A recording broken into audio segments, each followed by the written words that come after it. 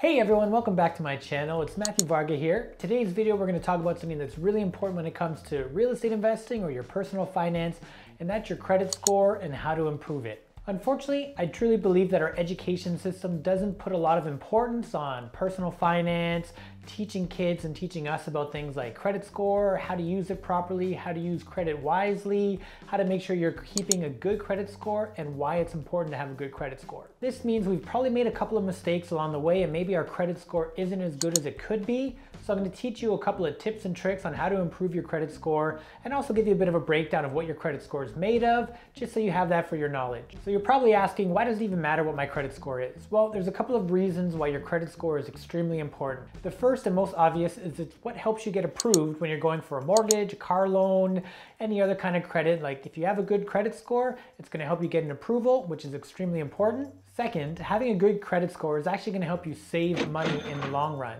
A lot of people don't realize, but banks will charge you a premium on interest if your credit score is lower. So the lower the score you have, the higher interest you're going to pay because the bank thinks of you as a higher risk. So by watching your credit score, making sure that you have a good credit score, it's going to help you save hundreds or thousands of dollars depending on what kind of loan you're getting and how big that loan is. So it is extremely important to make sure your credit score is good. When it comes to improving your credit score, there's a couple of easy tips and tricks that you can do that's going to make a big difference on your score. Hopefully by the end of the video, you'll have a few things that you can take away, and this is going to help you save money in the long run.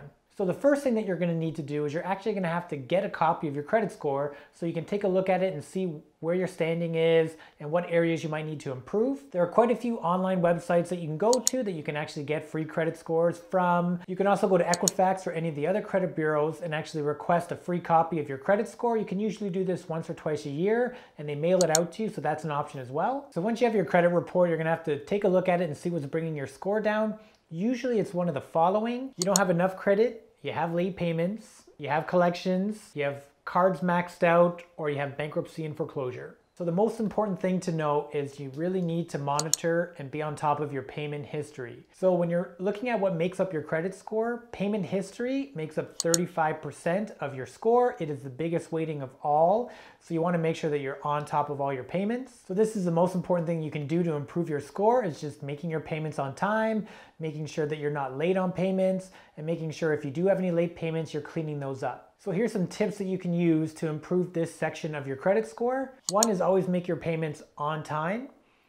Two is at least pay the minimum amount owing. Even if you can't pay the full balance off at once, at least make sure you're paying that minimum amount, which is going to keep you in good standing. Three is if you do think you're going to miss a payment, contact that lender directly as quickly as you can to let them know, because if you do, normally they can make sure that it doesn't actually show up as a late payment because you've let them know ahead of time. They'll usually try to work with you. Four is even if you have a dispute on one of your bills, which does happen, you still want to make sure you're paying that payment that month, even if you have something in dispute, because if you don't, it can show up as a late payment, which is going to have a negative impact on your score. And number five, this doesn't always work, but if you do have any late payments, you can actually ask that credit or that bank to see if they'll remove it from your score as a courtesy.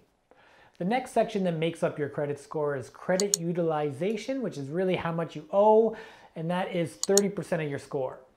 So first and foremost, you want to always make sure that you're never going over your balance on that credit card. So if you have a $5,000 credit card, you don't want to be owing $5,100 because that's going to have a really big negative impact on your score. Going over your limit, it really hits you hard. So you want to make sure that you never do that. And if you do have a card that's already over the limit, get that paid down as quickly as possible and get back within that limit. Also, a key number to keep in mind is 35%. Most credit bureaus use this as sort of their benchmark of what they consider to be a good amount of utilization. So you want to make sure that you're never going over 35% of all your available credit. This is going to help keep you in a good standing with the credit bureau. So keep that number in mind, 35%. Now I know a lot of us are taught at a young age that having a lot of credit is a bad thing, but it actually works the opposite way. The more credit you have, the better you look in the eyes of the credit bureau. Also, you just want to make sure that you're not, like I said, hitting a high limit on your cards. So for an example, let's say we have two people. The first person has a $5,000 credit card and they owe $1,000 on it. So that is 20% of utilization. So they're using 20% of that card. And we got another person and they have a $1,000 credit card. So it's a lower limit and they only owe $500 on it. You would think that, oh, this person only owes 500, they should have a better score because they owe less money. But that $500 makes up 50% of that $1,000 card. So in this example, the first person, even though they owe more money, they're actually going to have a better score when it comes to that utilization section because they're using a less volume of that score. So that's something to keep in mind when you're looking at your cards, is to make sure that you're not using a high amount on each card. You want to keep that balance low and maybe utilize a couple of different cards to make payments instead of using one and having a high balance on it. Basically, if you use a lot of your available credit, you're going to be seen as a higher risk, even if you pay that balance off in full each month. So it's just something to keep in mind. So here's how you can find out what your credit utilization rate is. You're going to add up all of your available credit on all of your credit cards, line of credits, loans, whatever you have. So you're going to add up all available credit you have. So let's say, for example, you added up, your credit card was $5,000 and you had a line of credit for $10,000. So you have $15,000 in available credit out there for you to use. So once you know how much credit that you have available for you to use, what you can do is add up whatever you're owing on that card and that line of credit, and that's going to give you what your credit utilization is. So like I was saying earlier, you want to make sure you stay under that 35% mark. So in this example, you'd want to not owe more than $5,250 between those two products, because that's going to keep you at that 35% utilization rate. The next section that makes up your credit score is your credit history. So really it's the length of time that you've had credit in use. So the longer you've had a credit card or any other credit product open and being used, the better your score is going to be for this section here. So it's actually better to keep an old credit card that has a lot of history instead of closing it when you get a new card, even if you're transferring that balance to another card or doing any of those promos that they have where it's like, oh, transfer the balance from here to here and get 0% interest.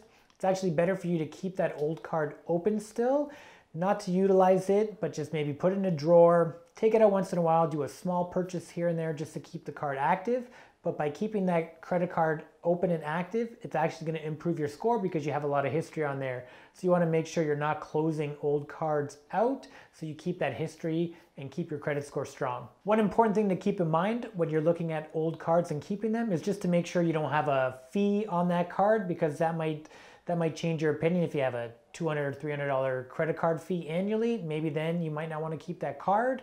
But if you don't have a fee, it's definitely a better option to keep that card open and active just so you can maintain that credit history. So the next section that makes up your credit score is credit inquiries, which really is just how many times you're pulling and searching for credit. This makes up 10% of your score. So it's important to keep in mind that you don't want to be constantly going and applying for new credit, because this is going to impact your score negatively, because banks, credit bureaus, lenders are going to see it as you're an active credit seeker, you need credit, you maybe aren't meeting your monthly bills or whatever, so that's why you're out there trying to get all these different credit cards and applying left, right, and center. Now, a couple of tips that you can do to keep this section of your score good is just, if you are, say, shopping for a car or doing looking for a mortgage for a new house purchase, try to make sure that you're doing those credit bureau hits, like with different banks or lenders, within a 2-week period, because then it kind of gets bundled as one, because they can tell, okay, this person was shopping for a car,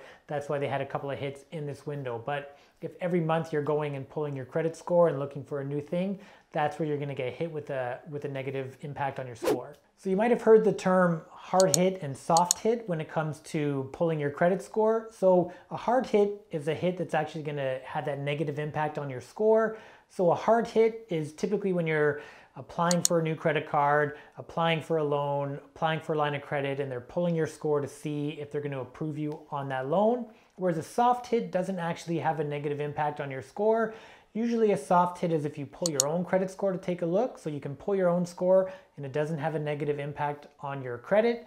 The other is if you have an existing product, like with a bank, and they pull an updated credit bureau just to make sure that you're still in good standing. That's a soft hit because it's for something they already have open, so it's not going to impact your score either. So just a couple of things to keep in mind, and just so you know what those two terms mean. So the final thing that makes up your credit score, and it's worth 10%, is total number of credit lines. So really what this means is you get a better credit score when you have multiple types of credit products, so a loan, a line of credit, Visa as opposed to just having one thing. So if you only have one credit card and that's it, you're gonna have a lower score and a lower weighting in this than if a person had, you know, a line of credit, a loan, a mortgage, and a credit card. Now, obviously, it's important to keep in mind that that's based on a person using credit wisely and not just maxing out all of that stuff, but you're using your credit smartly. It's actually better for you to make sure that you're getting a few different products. So if you get the chance to have a line of credit or you get a pre-approved offer for a credit card and you're gonna use it wisely and not max it out, then it's a good idea to take that because it is going to help improve your score and give you a better standing when it comes to credit bureaus, and lenders also look at that when they see, okay, this person has a credit card, mortgage, loan, and they've been making their payments on time. Like, we feel confident that we can lend to this person as well. So that's important to keep in mind, is that you want to have a mixture and a variety of different credit products. It's going to have a good impact on your score. Hopefully this video gives you a better understanding of your credit score, how it works, why it's important to make sure that you keep a good credit score, and how it can save you money. If you like this video, give it a thumbs up, subscribe so you don't miss out on future videos. Leave a comment down below if you have any questions about credit or personal finance. I'll be happy to answer them down there. Thank you again for watching this video, and I'll see you next week.